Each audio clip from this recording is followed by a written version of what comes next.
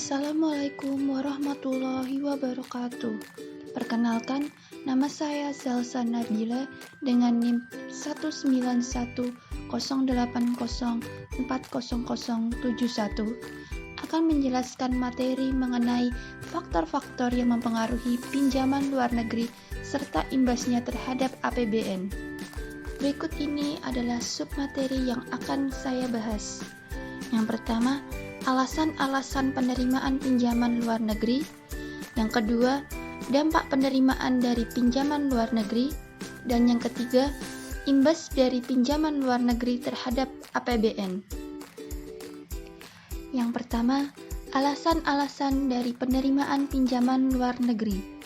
Dari perspektif negara donor, setidaknya ada dua hal penting yang memotivasi dan melandasi mengalirnya bantuan luar negeri ke negara-negara debitur.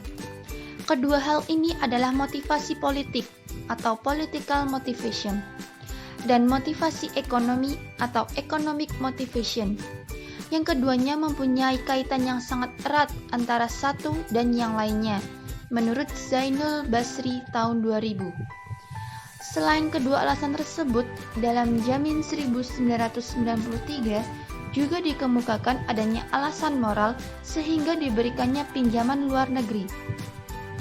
Dalam Hudianto 2005 disebutkan bahwa dilihat dari sisi teoritis, pinjaman pemerintah terjadi karena adanya tarikan dan dorongan.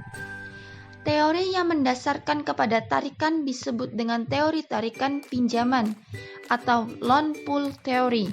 Dan teori yang mendasarkan diri pada dorongan disebut dengan teori dorongan pinjaman atau loan push theory. A. Permintaan untuk berhutang. Dengan menggunakan teori tarikan pinjaman luar negeri, permintaan akan pinjaman luar negeri terjadi karena memang ada permintaan yang dilakukan oleh pemerintah negara peminjam. Ada dua kategori kemungkinan mengapa ada tarikan untuk berhutang, antara lain sebagai berikut. Yang pertama, adanya permintaan akan pinjaman luar negeri yang dilandasi oleh alasan ekonomi yang matang dan jelas terkait dengan proses peningkatan kapasitas produksi nasional. Yang kedua, adanya permintaan pinjaman dari negara-negara yang sedang berkembang tanpa dilandasi oleh perhitungan ekonomi atau efisiensi, melainkan oleh faktor acak atau random. Faktor random erat kaitannya dengan perilaku para elit kekuasaan di negara sedang berkembang, yaitu perilaku korup dan tidak bertanggung jawab dalam memanfaatkan pinjaman luar negeri. B. Dorongan untuk berhutang dari negara donor. Menurut Mandel dalam Hudianto 2005 mengemukakan bahwa mengalirnya pinjaman luar negeri dari negara-negara maju ke negara yang sedang berkembang bukan hanya karena permintaan negara pengutang, namun juga merupakan desakan dari negara-negara yang mempunyai petrodolar. Kalau dorongan dan tarikan itu rasional dan bisa meningkatkan produksi nasional, tentu merupakan hal yang ideal. Namun, yang sering terjadi adanya desakan dari negara maju untuk memberikan kelebihan dana dengan tarikan permintaan yang tidak dilandasi pertimbangan ekonomis, melainkan untuk kepentingan para elit. Karena itu, banyak proyek di negara yang sedang berkembang tidak bisa dipertanggungjawabkan secara ekonomi. Terjadi kolaborasi antara kreditor yang akan menyalurkan dananya yang menganggur dan pejabat pemerintahan yang mempunyai interest pribadi sehingga objektivitas kelayakan proyek dipertanyakan karena tidak mempunyai justifikasi ekonomi. Hal ini menyebabkan pembengkakan nilai proyek atau markup yang dibiayai dengan pinjaman luar negeri.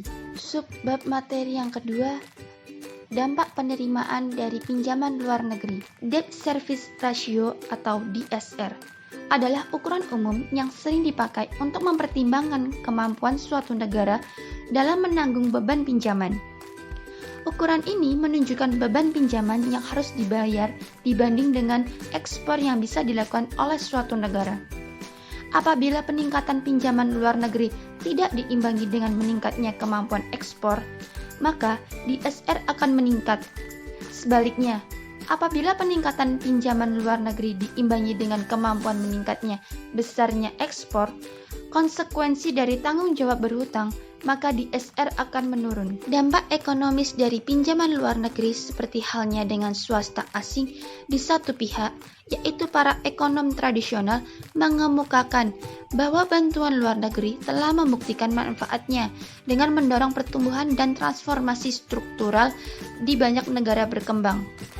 Namun, pihak lain berpendapat bahwa dalam kenyataannya, bantuan luar negeri tersebut sama sekali tidak mendorong pertumbuhan hingga menjadi lebih cepat, tetapi justru memperlambat pertumbuhan sehubungan dengan adanya substitusi terhadap investasi dan tabungan dalam negeri dan membesarnya defisit neraca pembayaran negara-negara berkembang, yang semuanya itu merupakan akibat dari meningkatnya kewajiban dunia ketiga untuk membayar pinjaman, serta sering dikaitkannya bantuan tersebut dengan keharusan menampung produk ekspor negara-negara donor. Solusi terhadap persoalan pinjaman ini memerlukan kerja keras secara kolektif dari berbagai pihak, yaitu debitor, kreditor internasional, baik negara, institusi donor, maupun bank-bank komersial, negara-negara industri sebagai pasar produk negara berkembang, serta tata ekonomi dunia pada umumnya, yang berpengaruh pada fluktuasi suku bunga, menurut Prasetyantono tahun 1996.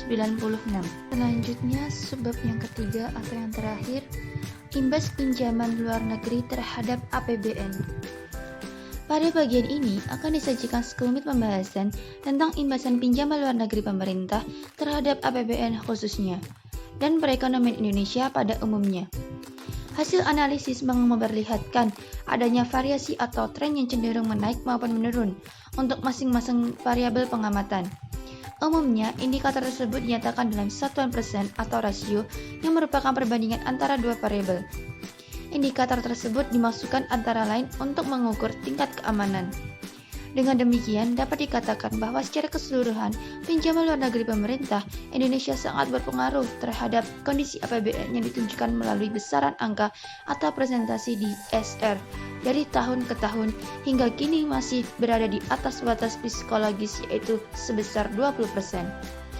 Berdasarkan kondisi ini, maka APBN Indonesia masih akan mengalami tekanan karena harus memenuhi kewajiban membayar kembali jumlah pokok dan bunga pinjaman yang telah dan akan jatuh tempo di masa-masa yang akan datang. Dari hasil tersebut terlihat bahwa ada tendensi yang kuat bahwa DSR Indonesia semakin meningkat dari tahun ke tahun, dan keadaan tersebut nampaknya sudah cukup mengkhawatirkan bagi kondisi APBN di masa yang akan datang. Keadaan ini memang tidak perlu dirisaukan apabila kinerja ekspor maupun penerimaan pajak Indonesia tidak mengalami gangguan dalam jangka pendek maupun jangka panjang. Namun, dengan adanya krisis ekonomi yang terjadi secara global dan belum adanya tanda-tanda bahwa krisis ini akan segera berakhir, maka dampak krisis ekonomi global terhadap menurunnya ekspor sudah mulai dirasakan. Kondisi DSR Indonesia dari tahun 1970 hingga tahun 1984 menunjukkan kinerja yang sangat baik, di mana rata-rata DSR dalam kurun waktu tersebut berkisar 6%. Tahun 1985 hingga kondisi yang semakin baik terlihat pada rasio antara besarnya pinjaman luar negeri terhadap ekspor. Nah, hal ini memang disebabkan dalam dekade berakhir pemerintah Indonesia tidak begitu gencar untuk menambah pinjaman luar negerinya dalam membiayai defisit anggarannya. Selain dari tahun 1998, rata-rata DSR meningkat secara tajam dengan rata-rata DSR lebih dari 50%. Demikian akhir presentasi saya, semoga bermanfaat untuk kita semua. Terima kasih atas perhatiannya, kurang lebihnya mohon maaf. Wassalamualaikum warahmatullahi wabarakatuh.